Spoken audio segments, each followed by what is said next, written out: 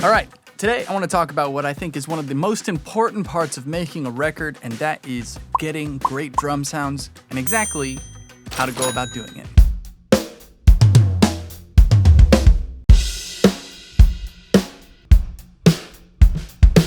Okay, so when you're making a record or a song, there is a fundamental principle that everything needs to operate on, which is what we're doing right for this song? All right, so each tip we're gonna go over will have its own little segment in the video, and they will fall under 5 different categories. First one will be production. Second one will be the drummer. Third will be the drums. Fourth will be the engineering. And fifth will be the mixing. So stick around because I think all 5 of these are tremendously important when getting great drum sounds on the record. Also, hit that like button for the YouTube algorithm and subscribe to the channel. All right, let's ask ourselves a question, a fun question here. Are the drums that we're making, programming, or recording appropriate for this song? Is it elevating the song? Okay. Specifically what I mean here is making the decision ahead of time, having a vision for the song and knowing what is going to serve the song better when it comes to either choosing to program drums for a song or to actually hire a drummer to come into the studio and play. That is going to be absolutely crucial for the song and knowing what you actually want for the song and what's going to serve it better.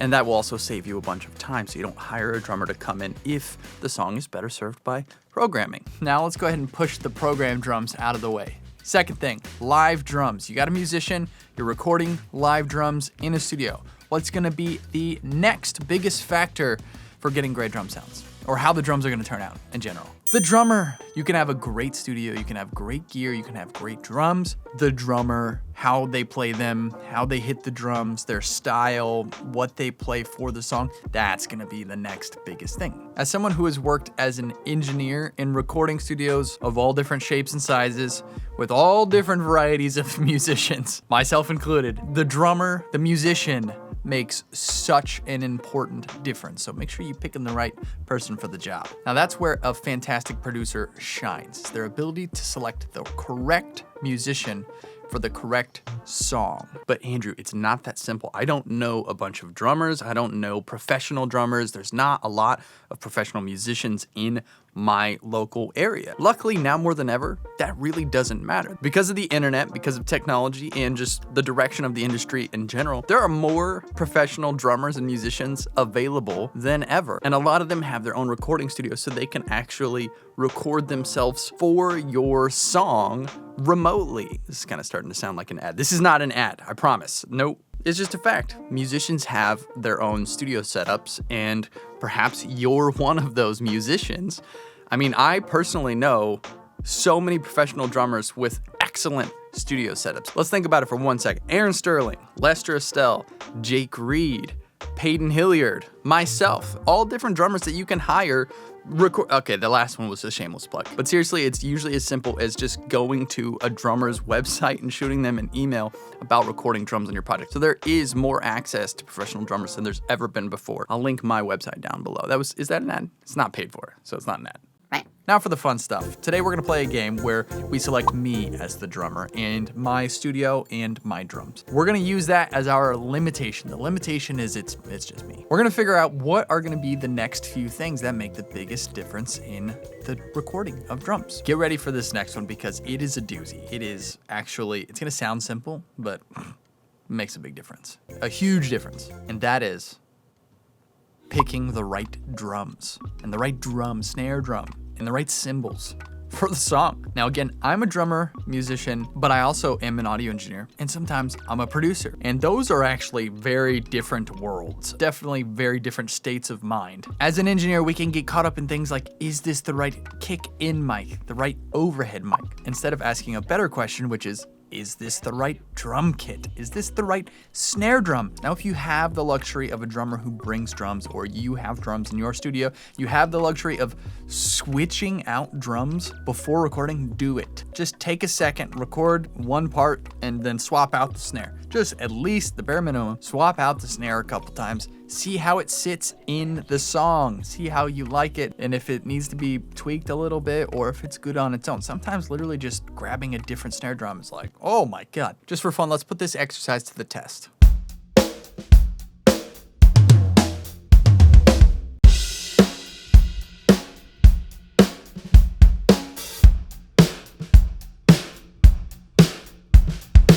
Only thing changing there is which snare drum I'm hitting right in the middle. So obviously the same philosophy applies to the entire drum kit, toms, and of course cymbals. Don't even get me started on drum tuning. I'm gonna leave that to Jake Reed. I'll put a video he did down in the description. All right, next tip is for the engineers. Microphones and positions. Microphones absolutely make a difference, but the position that the microphones are in, and if you're an engineer, getting different options for the drum sounds. Sometimes you get a sound, you think you love it, and then you only need 4 of the mics that you put up. Sometimes you put 4 mics up, and then later you go, can you turn up the room a little bit? And then there's no room. So when I'm recording drums here in my studio, I like to have a few different options. First of which, of course, is the close mic options. Kick, snare, toms, overhead, hi-hat. Close mics for a super tight, controlled drum sound. And then after the close kit sound is just adding different layers of depth. And the way you add depth is to literally have microphones that are further away from the source. In this instance, I'm using 3 different layers of depth. So we have the close mics, and then we have a mono drum kit, which is just a mono room mic that's really close to the drums. This adds a little bit of depth to the close kit, and because it's a ribbon mic, when I add it up, it fills in that gap of the drums right in the mid-range, and it adds more depth to the imaging of the kit. Sounds fantastic.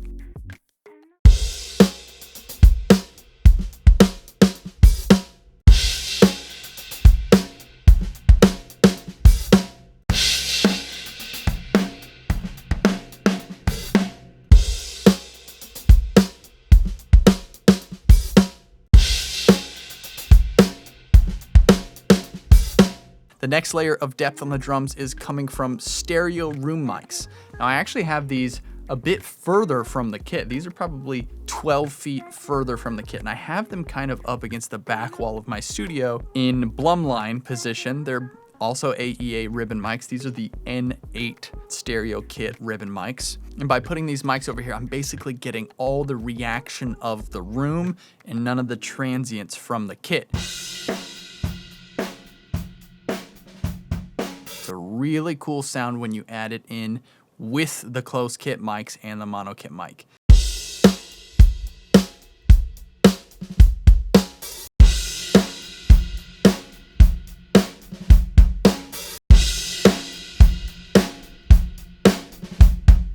And then this last one is honestly my favorite. It's worked in almost every place I've ever recorded drums.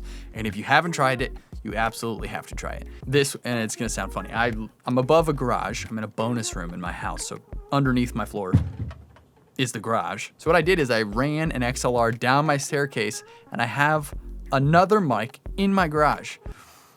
Not ideal, but whenever I'm recording drums, I'll just open up the stairway door, leave that ribbon mic down in the garage. This one is a Biodynamic M160, just mono in the garage, just randomly pointed out. And by adding that into the mix, it just completely explodes. It sounds unbelievable. It sounds like I'm in a big, giant studio. It sounds awesome.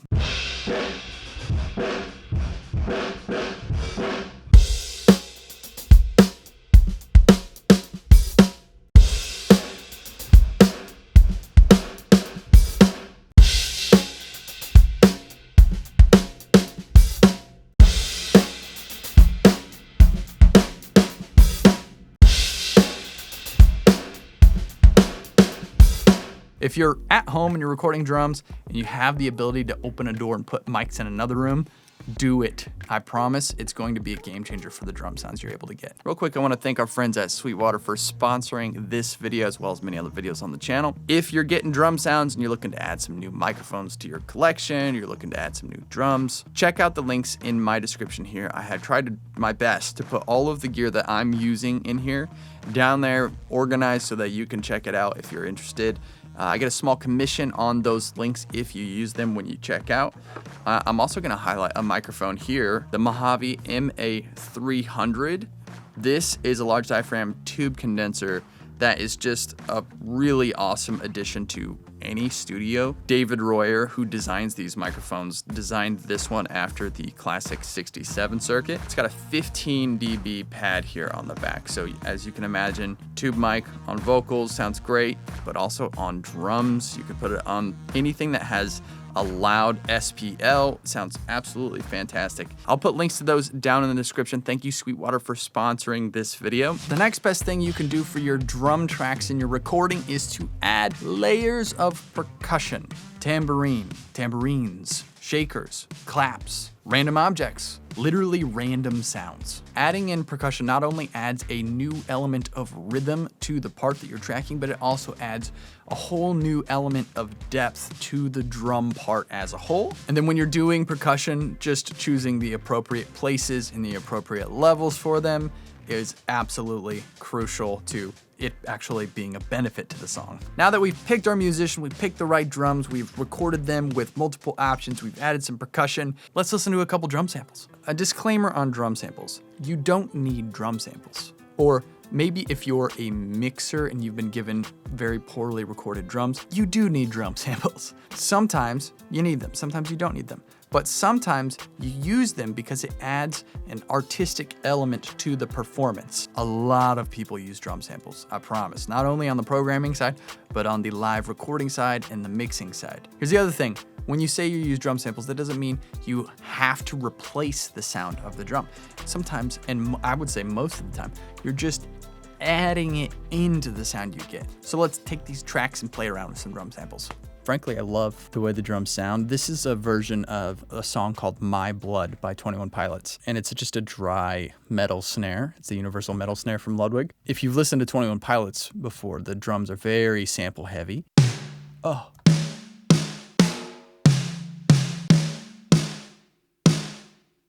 This actually sounds pretty similar to the original track, I think. All right, we got our little volume here. Let's take a listen.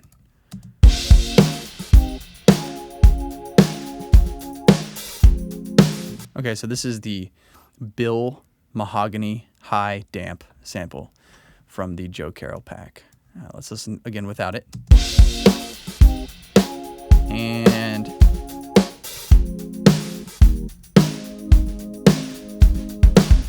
it's always interesting blending different snares. Oh, this one sounds nice. Gretchen hammered brass.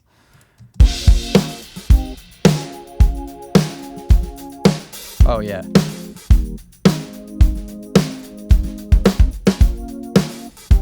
Okay, so this is an example of a really good sample that actually adds to the sound because it's in a similar pitch. It's not too dissimilar of a sound, but it's got some different qualities that the snare I recorded doesn't have, and I think it actually just adds to it, which is really nice. So let's listen to it again without it. Let's add it in.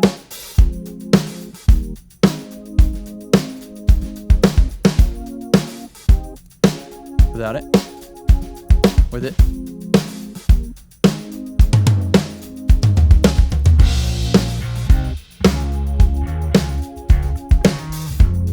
Yeah, that's nice.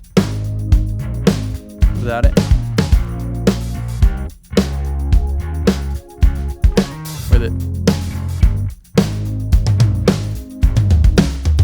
Pretty fantastic. Let's try another pack here. That's the Joe Carroll one. I don't know if this would be a good fit, but I'll show you the pack that I made. You can also get it on Drum Sample Shop. It's the Studio Kit. And this actually has presets on it. Here's the individual mics, but let's just load the preset up. Oh my God. I'm sorry. I hate to be the guy. Obviously, I'm going to like it. I made the sample, but Jesus.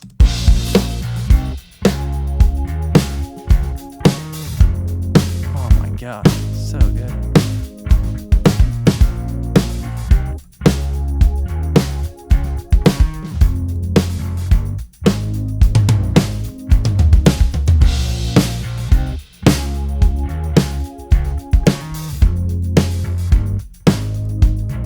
So that's the snare drum from the studio kit, which is the sample pack I made. There's a link to it at the top of the description if you're looking for some new drum samples.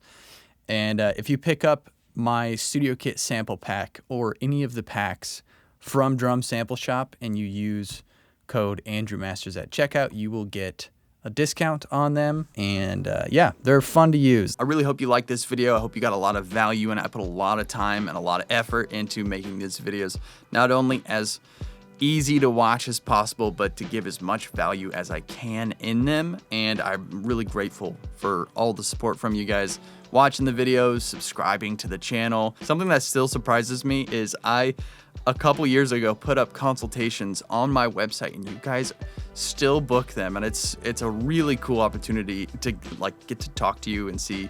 Most of you guys book the consultations when you're working on your studio, or you're adding something new to the studio and you just need some help on some details. But that's a really cool part of this whole thing, is actually getting to personally connect with you guys one-on-one with those consultations. Again, if you're looking for some professionally recorded live drums, you don't have someone near you who can do it, or you don't have the studio, you can actually go to my website, just shoot me an email and we'll work it out. Thank you for watching, and I'll see you in the next video.